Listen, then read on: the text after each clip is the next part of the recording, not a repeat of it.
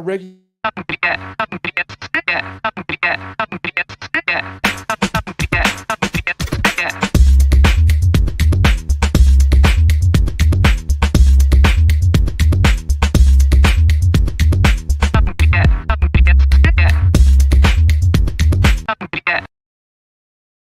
Good morning, Chris. How are you? How was your evening last night? Oh, it was terrific, Anthony. I actually went out, did a work dinner. We had proper dinner. It was great. How are you doing on this? Good. I had a family game night last night. We played this new game. It's called Bono-opoly. It's like regular Monopoly, but the streets have no names.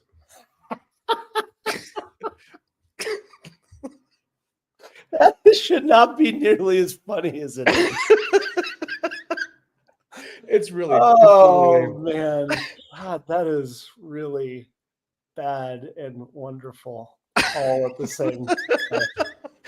Thought I'd wake you up with a good joke. Oh, it is. I do need a little bit of a caffeine jolt this morning, Anthony. Anthony, what's the secret sauce behind viral content that spreads virally without paid promotion?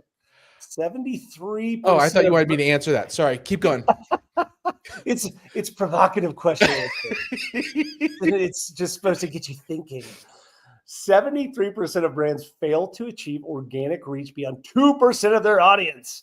Yet Notion's Ivan Zhao built a cult following through pure content alchemy, turning every feature launch into viral storytelling. Today, Anthony, on How to Founder, we're talking about organic content marketing. I'm Chris Franks. I'm your host.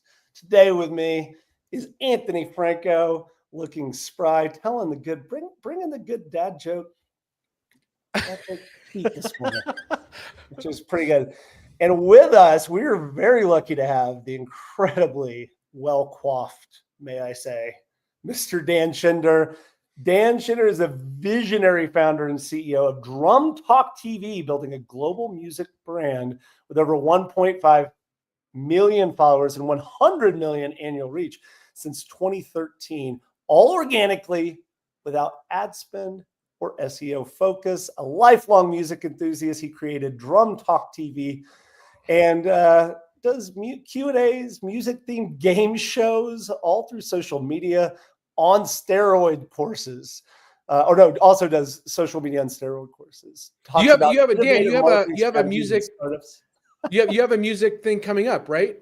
I have a music thing coming up? No, Dan does. Dan has a game show coming. Yeah. Yeah, tonight, actually, as we're live on the 22nd, it's a music-themed game show, and we do 2 a month. One is trivia. The second one we do a month, which would be tonight, is not trivia. There's no real right answer. It's literally a guessing game. We call it, we have a theme this month because it's Independence Day month. It's All American Music Artists, the Majority Rules edition. And Majority Rules is literally a guessing game. People have to guess what everyone else in the game is going to guess. And the quicker you're in the majority, the more points you get. We do 3 rounds. The winner of each round spins a virtual prize wheel. We give away prizes. Then the 3 winners face off for a bigger prize wheel. People can even win a guest hosting spot to be a VJ on Drum Talk TV. It's a lot of fun. You should come, and it's free. That sounds amazing. And also, Anthony's musical taste ended in 1985. So I don't know that I had to look up who Bono was for the joke. I thought you were going to say, pull my finger after that. Dan, it is great to have you. Drum Talk TV seems like it's a phenomenon. Let's just ask the question, what is the myth here? Like, what do we as founders tell ourselves about content and content marketing? And what is the signal for the noise as far as us trying to create decent, good content? Great questions. I'll start with the first one because it really speaks to the biggest problem in marketing. And the biggest problem in marketing is the herd mentality. I was going to say marketers. I'll get there. That's not what you're trying to say. Okay. Everyone's doing what everyone else is doing because that's what everyone else is doing. And that's not a strategy. People aren't thinking. People aren't using strategies. If everyone says you got to use a lot of hashtags, you got to use a lot of hashtags. If everyone says, and everyone's using generic hashtags, people use generic hashtags. They don't do anything for your posts, by the way. Probably the craziest thing I say, but we can come back to that. No, I was going to say hashtags were really cool, like in the first 3 years of Twitter. They don't do anything for post reach, but I'll get there. But to speak to the first part, the myth is that A, people think there's no such thing as organic growth. B, everyone's copying what everyone else is doing who's doing it wrong. And what I did is I just used some uncommon sense, some logic, and I tested stuff, and I intentionally didn't do what everyone else was doing. And if I saw something that just didn't seem logical or make sense, I tried it out, and then I figured out an alternative. And for 12 and a half years, we've been able to get around pretty much all the different algorithms. The number one thing to really, really understand about marketing really well, one of them is that marketing is not advertising. And a lot of people think they are the same thing. Marketing is the underlying foundation that gives people good marketing, gives people a reason to respond to the advertising. And people have to understand, if all they're going to do is advertise what's for sale, buy my thing, here's my discount, here's my offer, what's for sale. It'd be like listening to a radio with 25 minutes of commercials, and then a song comes on, and then 25 minutes of commercials, and then there's another. Like, who would listen to that radio station? So we should only be posting about 20% of our content should be our offer, what's for sale, what do we do? The other 80%, and it can wiggle a bit, but the other 80% should be what I call community building content. And Anthony, I mean, already Dan has just been completely heretical. We're not using hashtags. How did I not get the memo on hashtags, Anthony? I mean, I thought it was all about those hashtags these days. A lot of people really do. And then you got to do things that are not common, like you're blowing and my things mind. that are not advertising what you do. Yeah, and then marketing is not advertising. What is going on here? I know, it's crazy. It's crazy. Cats live with dogs. The sky is not actually blue. I mean, this is blowing my mind. All right, so let's get to. So you mentioned something pretty important there at the end, which is the give versus get concept. And I do think that this is one that we should probably dig into, because I think that the most, and Anthony, I want to get your perspective here, which is, you've seen those people, Anthony, that everything that they do on social media is all about, hey, buy my stuff, without actually providing any value. Like, why, Anthony, do we as founders tend to show up and start asking for things and don't really provide value? What do you think?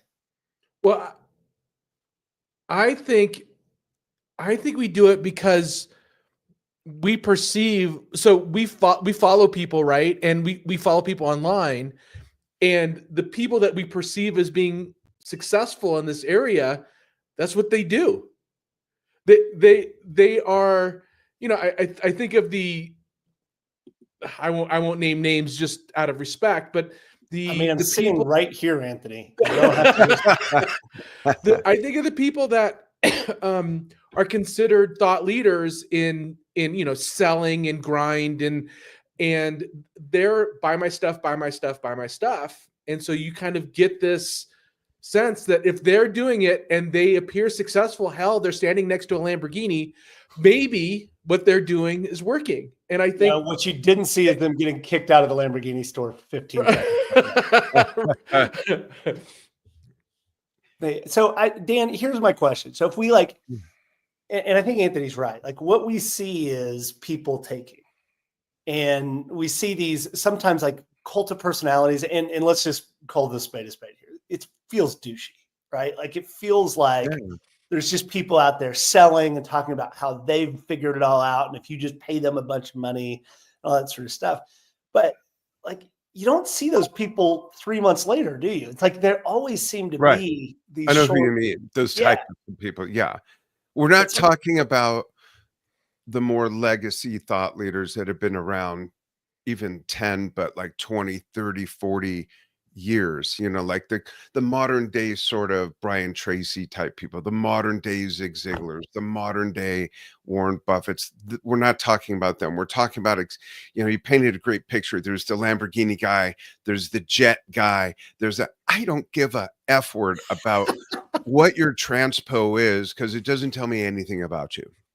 Right. Turns out anybody can rent a private plane, by the way. I don't know if this is the breaking news of today. You can, yeah.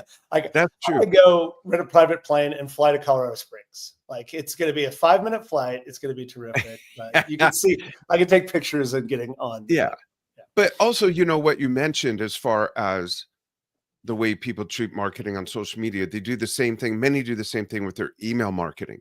With their email marketing, they're not giving any value. The number one thing is that our stuff, whatever it is that we offer, products, services, our stuff doesn't matter unless what I tell people is love what you do and get others to fall in love with being part of it. It goes for a shoe store. It goes for physical fitness, dietitians, mental health, music. It goes for anything. And you can't build a following that loves what you do if all you're going to do is advertise to them. But people are often either living in such desperation. I need more. And it doesn't mean they're necessarily broke, but they might just be addicted to the ka-ching, and they're not offering anything. They're not, like you said, they're not offering something that's going to be of value. And if you do that, you will build a following. And if you offer content, the community building content that I mentioned, that is of the common interest between you and your target market, and they're not all the same. Even if they all want this thing, that doesn't make them all the same. An example I like to use is if I had a boot brand, Dan's Boot, get the boot. If all my hiking videos were wearing the boot were seniors like me, 18 to 24-year-olds would say, oh, those boots are for old people. I'm going on a real hike. And if all my videos showed 18 to 24-year-olds wearing the boot, people my age would say, oh, I need boots for my high mileage, wrinkly ass feet. Those boots are for kids, but it's the same boot. People have to see themselves in your marketing. You have to resonate with them. There's no such thing as one size fits all marketing or advertising. And you have to build trust and brand love and a following so that when you do drop an advertisement in front of them for something, you have not only a captivated audience, but someone that is following you because they're interested in what you offer and they trust you. Maybe they like your Monopoly jokes. This is, I think it's one of the things that, Anthony, you and I have talked about a couple of times, but I wanted to get your take on it from this perspective. Certainly. Which is, as founders, we oftentimes, there's two things that fight against us. The first one is this idea that we don't have something to offer or tell. Like, we have this kind of imposter syndrome when it comes to like, what do I have to do? Like, I'm just figuring this world out. And so we don't want to go do that. And then the second piece, and we've talked about this a bunch, Anthony, is that we don't want it to be about us. We want it to be about the product. We want it to be about the team, or we want it to be about this other things. And yet it feels like as we talk about marketing in 2025 and beyond, there is a sense that we as founders need to participate in telling that story. I mean, Anthony, you've done this lots of times. Tell me your take on this perspective.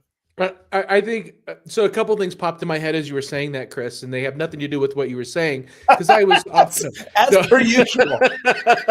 No. So first of all, the common rule of thumb is offer value first, and then ask for somebody to open up their wallet later. But I know a lot of founders that have nothing to offer of value from a content perspective. Well, so they get stuck, don't. right? They think they know, and they don't know how to present it, right? And then on the flip side, Chris, for us, right, for this solo podcast that we're doing, we're not 80% of community building and offering value and 20% of having a content offer. We don't we don't have anything for sale. we're not monetizing anything. So I think those two things are related. Like, wait, Anthony, we're not actually making money from doing this. No, you are spending money on this, Chris. We're spending money on this. Dan, are you hiring? We're hiring, actually. I think there's only one bald dude available. So put a fine point on it, Chris. I think we get stuck in the fact that it's like hard to position. It's hard to understand what other founders are going to find valuable. And Dan, it sounds like you did this where you just start somewhere and test and modify and tweak and ask. And it's like building content is a lot like building a product. It kind of is. Sure. The real question I have for you though is I often get stuck in building the stuff that is tangential to the product that I think that like building content will help me sell the product instead of just trying to help sell the product directly. You know what I mean? Like I'll build this great content and then people will see the content and then want to buy the product. And I struggle with connecting the dots between the content that we build and the stuff that I'm selling. Does that make sense? It does. And I have a easy formula for everyone to understand. It's so easy. Awesome. A drummer can do it. Okay. But before I mention that, I want to touch on something you mentioned, both of you, that, a lot of founders might not know what value they have. Everyone has a story. Now, let's first acknowledge that there's all different personality types. There's all different levels of having humility or not. And I do respect that, but people have to, you have to not be shy. You got to be able to put yourself out there. And everyone has a why. And the why can be part of the story. And I think it's fair to say everyone loves a good story, and no one's story is the same. Even if our whys are the same, the way we got there, the way we got to where we are, even if the three of us were at the same level in our businesses right now, we each have a different story. So it's important for founders to not shortchange themselves or think they don't have something to offer. Everybody does, even if they just started a business.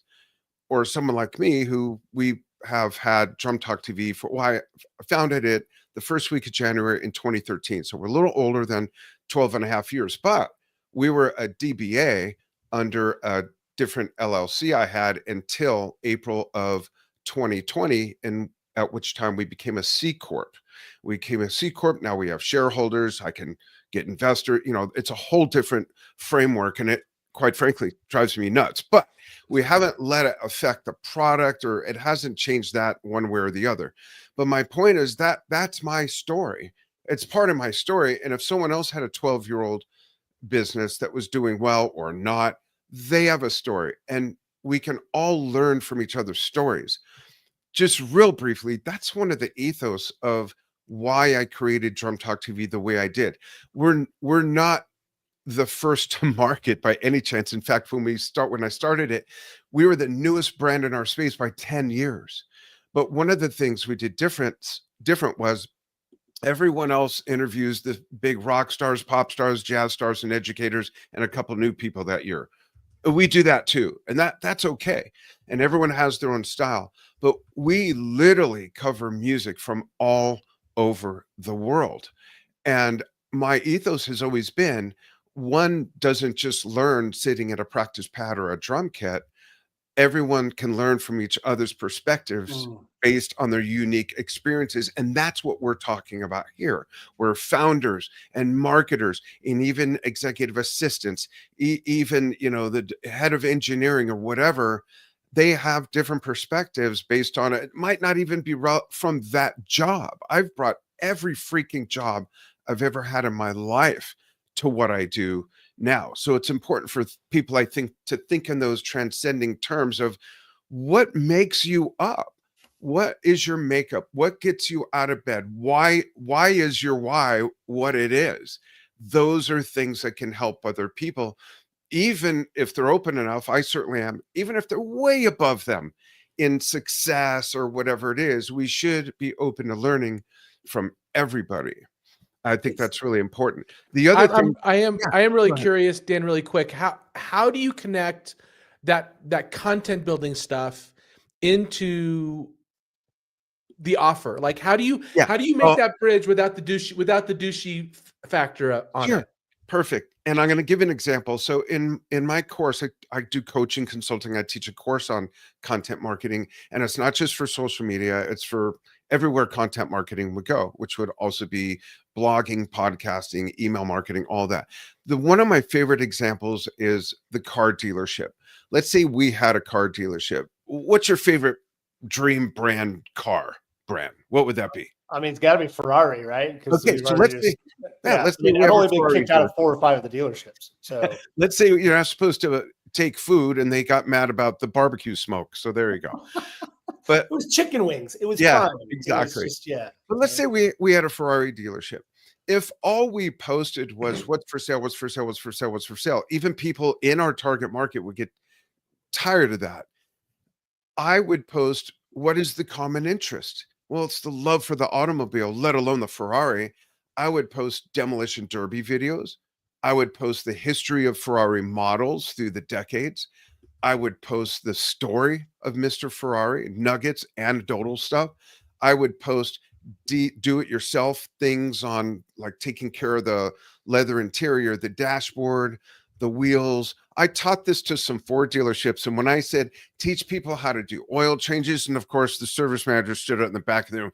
Wait, excuse me, we don't want to teach them how to do that. We want them to come into the service department. that sounds oddly like every service manager I've ever. I've been around them. I said, excuse me, but if you show enough people how messy that can be, they will get a speeding ticket on the way to your service department. So though none of those posts have to mention the offer. Those posts should have a call to action that sends them in one of 3 places. One of them, the most common one we use, is a rabbit hole to take in more of your content, to learn more about you, the voice of the brand. How are you helpful? What do you talk about other than just selling Ferraris? And that would be a link to your videos album on whatever platform. Could be a YouTube playlist. It could be your Facebook videos album. And they get in that ecosystem and eventually they'll see one of your sales videos that is an offer. Or you send them to learn more. And maybe there's a specific short video on taking care of your own leather interior. Or you send them simply to sign up for our email list. Don't call it a newsletter. Sign up for our email list and tell them what to expect, what they'll get out of it that'll benefit, even if it's just fun, stupid stuff. So that example, whether it's a Ferrari, a Ford, or whatever, it's all about getting them to follow you because of the common interest. Another slide I have in that presentation, and then people start to get the hang of it. Okay, let me show a horticultural center, a nursery. What would we post about that wouldn't be roses are on sale and this and that? And people start thinking, landscaping ideas. Yeah, exactly. So I get them going. But then the last slide I show is a woman kneeling down with a dog in front of a car that's wrapped with her business sign, and it's a pooper scooper service. I said, what would she post? And people are like a little stumped. They said, what's the common interest? They go, oh, the dog. I said, we're adopting our 4th dog this week, by the way. I said, exactly. So post dog tricks, dog grooming, dog health, what dogs go with other dogs, what dogs go with kids, what dogs go with the elderly, and it's that point of relational interest that you post about to build the community, build engagement, let them learn about you through that, and they'll see the offer. And you can advertise a free workshop on whatever. And then I'm doing one Thursday. We'll talk about that later. But it's not necessarily taking the community building content and schlockly slipping the right hook. Oh, and there's an offer. No offer whatsoever. This is what we do. It's in this world. You're interested in that world. It's like turning any topic into a lifestyle brand, if you will. I think I've got some of the key points. I'm just going to recap for just my own clarity, which is I think one of the things, Anthony, as we talked about is that the act of starting a company itself is interesting, and the passion that you have and your why behind it can become the basis of content, and discussing that content can actually become that. And particularly if you're like Dan and genuinely passionate about the subject matter, which you probably should be if you're going to be starting a company. It helps, definitely. Yeah, but you want to be authentic. Yeah, to be authentic. Then using that as the foundation, and really then just being curious around what is interesting to your audience, and what are you interested in? And then what are those, like we were just talking about, Dan, what are those tangential pieces that you can discuss of things that people that will share your love and passion for that project will resonate with them. I want to get to, and then, the secondary piece there is that don't lead with the offer. Don't just actually serve the community and then give them the opportunity to opt in. All right, I have a question that just popped into my head. Yeah. What do Sorry, we're out of time. So, No. Sorry. I was going to say, we got a good dad joke coming? No, it's not a dad joke. Actually, So what do you say to founders that just shouldn't be on camera? Why are you looking at me again, Anthony? So I do want to speak to that, but before I forget, I want to address something you said a little earlier, Anthony. Okay, good. Then we'll jump right to that, because I have a great story that I saw happen. You mentioned also that a lot of founders, a couple things get in their way. And usually it's three things, and they could say it to themselves, me, myself, and I. But one of those things really is that if it's an area they don't know about, they're too quick to just go hire someone and not learn anything about it, and not learn even enough about it to vet the right person. And marketing, I'm sorry to say, is the worst thing to let that slip, because anybody with one of these, and folks listening to audio only, I'm holding up a keyboard, not like a Fender Rhodes piano, but like a computer keyboard. And anyone with one of those says they do social media, or they're a marketing, or they're in AI. Right. A lot of marketers will not take my course for a few reasons. One, they don't want to be held accountable to do all that stuff. Two, they don't want to learn and make their job more involved. Three, they're charging people to just post stuff, they don't know what the 12 brand archetypes are, therefore they can't identify. And that's something I'm covering on Thursday. They can't help the brand with the brand's voice. They don't even know what that means. So they need to learn. Years and years ago, I managed McDonald's restaurants. I worked for the corporation. I had to learn how to fix the HVAC system, just so that when I called our vendor, I'd know if they're ripping us off or not. I'd be able to diagnose it.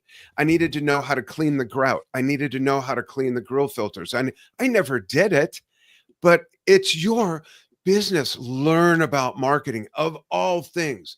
You don't have to be an accountant, but at least get a nice abacus and know which direction the beads are supposed to slide in, that kind of thing. So I just wanted to mention that to speak to what you said earlier. Now, what you said now about founders that shouldn't be on camera. I was at a funding event a year ago, September, in Newport Beach, and it ran, I'm sure no one's heard this before, it ran an hour and a half late. It got later and later through the day. And what was supposed to be like my 6 o'clock spot ended up being like 9 o'clock or something. So I'm getting in the zone. I go in the room. It's a big room, 200 people in there. I'm watching the stage from the back of the room. And the two people before me, bless their hearts, both their products each had to do with, one was aerospace and one was some other gizmo thing. And the founder should not have been the one up there talking because it was a typical, and I'm sorry if someone's an engineer out there, but hopefully engineers have engineer humor. I actually have a B2B client that's an industrial business, so I can joke about it, but it was an engineer, and he got up and he talked about how, and then this thing, and what you do is, and the way it works. And I was like, oh my God, this guy's going to clear the room before it's my turn. And then the next guy was worse. And I'm thinking exactly what your question is. They need to have someone that can get up there, talk about the product and what they're raising money for. Don't ever say you're passionate about this or that. No one cares if you're passionate about something, but they can recognize it. Be Have passionate, someone right? Right, exactly. And there was literally a couple toward the back of the room that got up and started walking out. And I couldn't believe I did this. I knee-jerk reacted. I said, "Please don't leave." I said, "I'm up next." Please I said, stay. "I promise." I did that. I said, "Please don't That's leave." awesome. And That's awesome. I'm under the, radar. I'm talking like this, and the AV booth is next to me. I'm like, "Please don't leave. I'm next. I promise I'm gonna wake up the room. I promise." I got up there and I lit the room. And it wasn't in like a cheesy, schlocky, bouncing off the walls kind of thing like I can do when I talk. But it's a great question because not every founder should be the face of the brand. We're doing the opposite with me. We are now removing me slowly as the face of the brand.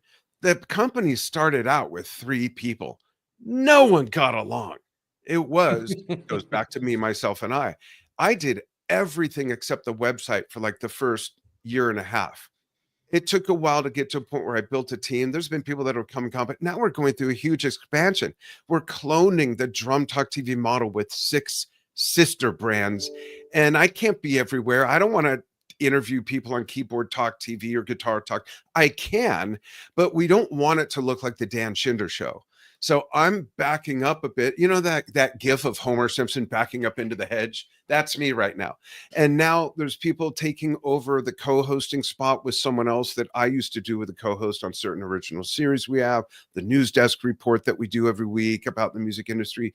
And so people need to be real about their attributes and what they need help with. And don't ask your friends. And whether it's marketing, whether it's yeah, you like this new finish? This is pretty cool, right? Because your friends, bless their hearts, will hold your hand, nod, smile, and walk you to the cliff and stop short as they let go because they don't want to hurt your feelings. You need someone who's going to hit you in the stomach so you don't see the need of the face coming, push you down the stairs, run down the stairs before you can get up, slap you across the face. So you're saying you can't, and then help you up and you give you can't, advice. you can't learn to be camera worthy. You can, absolutely. Okay. But you got that's You gotta take it like a you have to treat it like a craft though. and you have to decide and listen to objective feedback whether or not are you learning, like are you improving, are you ready for this, or should someone else in the company take that spot. It's not always the founder, and you can become camera ready, but you got to be engaging. I had here's a fun fact. I had a cooking show on TV years ago. That's how I fell in love with the medium of video. And no one believes this now. I'm a very shy person. See, I can't even say it with a straight face. I'm a very shy person. But remember when your mother said, "Don't make that face and get stuck like that"? Well, we were on set right before we were gonna roll tape for the very first episode, and I started freaking out. I thought, I gotta like bring people into the television, and and they counted down 3, 2, 1, action. I just snapped into this thing, and I haven't been able to switch it off. I do. I mentioned to Anthony earlier, I grow flowers to keep me off the news and chill. But you can learn to become camera ready, but you got to be real and you got to listen to other people who support you and will tell you, maybe once in a while, or no, you're the lady, you should do it, or you're the guy, yeah, this is going great, you've really improved. And you got to be real with every bit of your skills. Know when to pass it on, know when to learn more, get a coach, get a consultant, get therapy when you need it, whatever it takes. But we have to be not myopic. We have to be real with ourselves and ask the right people. What I've got out of that is that since Dan's doing a big thing tonight, we are the boring people going in front of Dan No. so that he's going to look so much better tonight. I mean, it makes total sense. So we'll all tune in tonight. The contrast. Yeah, the contrast. Exactly. Before we're done, I don't know how much time we have, but I'd love to give out the info when it's time for the game show and this workshop. Well, yeah, we'll get there for sure. So I want to get to asking, though, really are great because they're questions that founders often don't ask themselves, right? They just think it's up to me. I'm driving this thing, and they sometimes we take on too much responsibility, and then sometimes there's items, I'm sure you guys can relate, and you've seen it. If it hasn't happened to you, there's some things that are hard to let go of, and I think you have to have the balance. it's content is the thing that's always important and not urgent in our lives. And so we know as founders that even if, so let's assume for a second that we know all these steps, that we know that we're coming in and that we need to tell our stories, and we need to tell it with passion, and we need to discuss our why, and we need to develop content that's of service to the community. And then we need to figure out which, whether or not what's the right medium. Cause that's what I took out of this past part of the conversation, Dan and Anthony, which is people are not always meant to be on screen or do a video podcast or an audio podcast, but those people might be incredible writers and might be very thoughtful about that, or might be incredible graphic designers and do infographics, et cetera. Yeah. And so choosing that right medium for whatever it is that best express your passion. But there is this sense, Dan, that this always gets pushed to the bottom, that there's always something else on fire, and this mental space that it takes to go out and tell our stories, it just is very hard to kind of get over that hump. And so the question I want to ask, and we do have to get to the speed round, but I want to ask is like, what is the discipline that we need to start to get to? How do we get to this place? Even if we've gotten to all the things you've taught us so far, we're doing that mechanically. How do I actually start posting content on the regular? You bring up such a great point, Chris, because marketing often is something back there, and we'll get to it. I don't care what anybody offers. Your product or service does not matter without great marketing. Therefore, you have to learn what great marketing is. And like you said, different people have different modes of what they're best at. But it's also important to remember that the number one form of medium that people want to consume content in is video. And all the platforms prefer video. The algorithms love video. It still means there's a learning curve. You got to know what to do right. You got to know what has to happen in the first 10 seconds. You can't have some long wispy intro with a 1 minute. And we used to when we started out, because we just did. Isn't that what we just did? I'm talking about a full minute or so. Okay. We thought I think Dan's just telling us that we're not particularly smart. No. We treated it like a TV show, and our intro was really long. Now, so much has changed since then as well. But people really need to embrace what works and stop following everybody else. So how do you get going? And I'm not saying this to sell anything. I'm really not. Learn how it all works first, and put marketing first. If you love what you offer, whether it's a widget, a shoe, a car, potato chips, if you love what your service is, whatever it is, you got to pay attention to marketing. I'm going to reinforce that for you, Chris, before the speed round. And that is, we've talked about this on the episode quite a bit, that you as a founder have to be responsible for revenue generation. Marketing is an incredibly critical component of that. And paid ads, one, is often perceived as the easy way out. But two, it's actually the easy way out of your company, because you can burn so much money, you're done. Yeah. But what we're talking about today is earned media, and you have to take earned media as a craft. Like you said, Dan, like you have go take a course, go pick up a book, go experiment cheaply, go figure it out. But nobody's going to do it if you don't do it as a founder. All right, Chris, I just that was good. Set you up for the speed round. Go for it. Oh, thank you. Thank you. I'm ready. All right, Dan, are you ready for the speed round?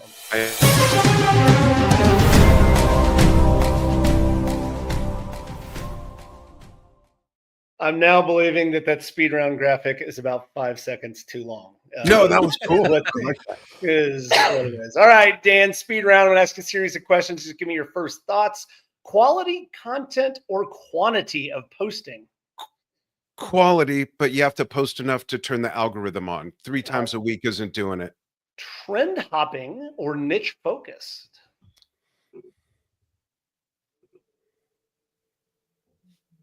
I'm narrowing down my answer. This is the speed round, Dan. This is